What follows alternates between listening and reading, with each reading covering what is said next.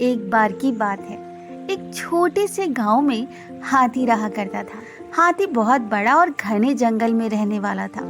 वह किसी से नहीं डरता और लोगों को अपनी शक्ति का एहसास कराना उसे पसंद था। उसी गांव में एक कुत्ता भी था। वह कुत्ता छोटा और काफी होशियार था। वह लोगों के यहाँ बच्चों को खुश करने के लिए आया करता।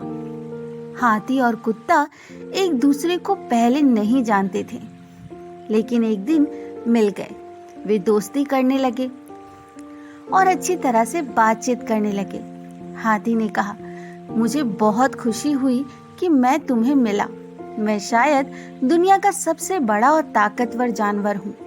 कुत्ता समझता था कि हाथी थोड़ा बड़ा और घमंडी है, इसलिए उसने कहा, हाथी, मुझे मालूम है कि तुम बहुत बड़े हो, लेकिन फिर भी इंसान तुम्हें ढकेलकर मार सकता है और मैं तो बहुत छोटा और दुबला होने की वजह से सब कुछ बचाना होता है।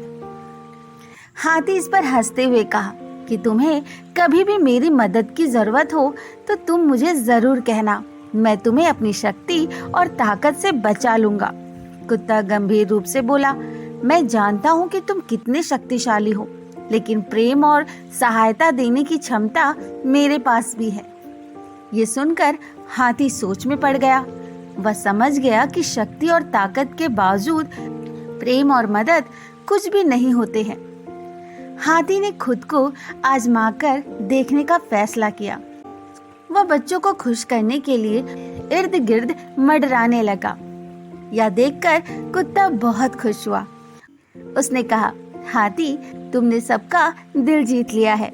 तुम्हारी हमारे गांव में बहुत जरूरत थी, जहां हमेशा खुशी और प्रेम की कमी महसूस होती थी।